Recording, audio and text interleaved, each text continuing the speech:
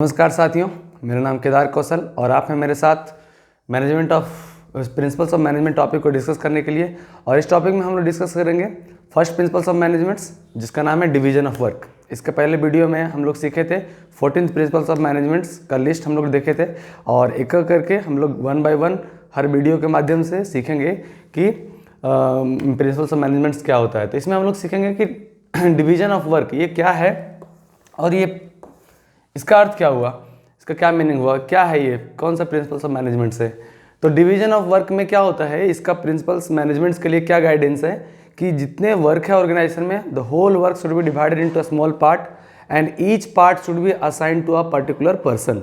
The whole work should be assigned, पूरा work को हम स्मॉल पार्ट में बांट दिए, और जो भी आपके ऑर्गेनाइजेशन में वर्कर्स हैं ABCD सबको एक एक वर्क को असाइन कर दे दिए। इससे क्या होगा, इसका पॉजिटिव इफेक्ट क्या होगा और इसका वायलेटिंग इफेक्ट क्या होगा। इसका पॉजिटिव इफेक्ट होगा कि वो जो वर्कर बार बार एक ही वर्क को करेंगे तो वो स्पेशलाइज होंगे, वर्कर बिकम स्पेशलाइज्ड, पहला बेनिफिट्स। दूसरा है वर्कर्स बिकम इफिशियंट, आपके वर्कर जो है इफिशियंट हो जाएंगे। इफिशियंट का मतलब है मिनिमम इनपुट के साथ मैक्सिमम आउटपुट प्रोड्यूस कर पाएंगे। इसका और क्या पॉजिटिव इफेक्ट है, आपका वेस्टेज नहीं होगा और वर्कर के पास 100% कॉन्फिडेंस बिल्ड होगा कि हमें क्या करना है, उसको पता रहेगा। तो 4 पॉजिटिव इफेक्ट, पहला वर्कर स्पेशलाइज्ड होगा, एक्सपर्ट होगा, इफिशियंट होगा, नो वेस्टेज ऑफ रिसोर्सेस और building confidence in the mind of worker. 4 benefits. फिर से मैं रिपीट करता हूँ, वर्कर आपके स्पेशलाइज्ड हो जाएंगे, वर्कर की इफिशियंसी बढ़ जाएगी। इफिशियंसी बढ़ने का मतलब वर्कर्स जो कम इनपुट में ज़्यादा प्रोड्यूस कर पाएंगे, और वेस्टेज ऑफ रिसोर्सेज नहीं होगा। जब इफिशियंट हो जाएंगे, जब वर्कर, उनको पता होगा कि कैसे वर्क करना है, कितना रिसोर्सेज लगाना है इस प्रोडक्ट को बनाने में, तो वेस्टेज ऑफ रिसोर्सेज नहीं होगा। कम रिसोर्सेज में भी, मिनिमम से मिनिमम रिसोर्सेज में भी वो प्रोडक्शन उतना आउटपुट जितना चाहिए उतना वो प्रोड्यूस कर पाएंगे। No wastage of resources, efficient worker, specialised worker, expert worker और कॉन्फिडेंट वर्कर, ये इसका पॉजिटिव बेनिफिट्स हैं यदि हम वर्क डिवीजन करते हैं तो अपने ऑर्गेनाइजेशन में।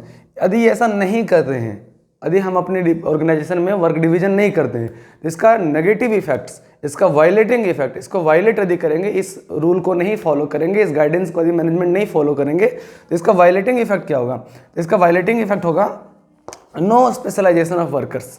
वर्कर के बीच में स्पेशलाइजेशन नहीं होगा, workers will not become specialised, they will not gain any expertise in particular work, because उनको अलग अलग टाइम में अलग अलग वर्क मिलेगा तो उसको स्पेशलाइजेशन नहीं हो पाएगा, क्योंकि अलग अलग वर्क करना पड़ेगा।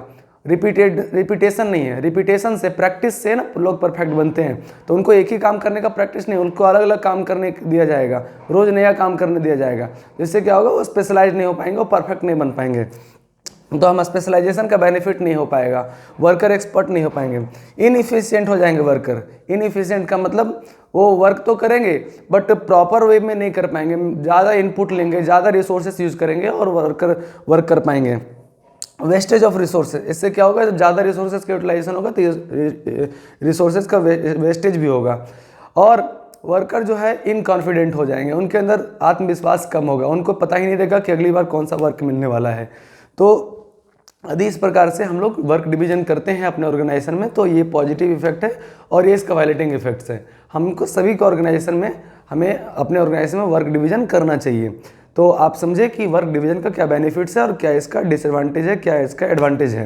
यदि आप मेरे वीडियो को विद्यार्थी देख रहे हैं तो एक करके मैं 14 प्रिंसिपल सारा मैनेजमेंट का डिस्कस करने वाला हूँ। अगला प्रिंसिपल हम लोग डिस्कस करेंगे ऑथोरिटी एंड रिस्पॉन्सिबिलिटी के बारे में, कि ऑथोरिटी और रिस्पॉन्सिबिलिटी को कैसे डिवीजन किया जाए ताकि ऑर्गेनाइजेशन में का स्मूथ फंक्शनिंग हो। और बने रहिए मेरे साथ, 14th वीडियो लगातार बैक टू बैक आएगा हम प्रिंसिपल्स ऑफ मैनेजमेंट्स को लेकर के। और धन्यवाद देखने के लिए, बहुत बहुत धन्यवाद।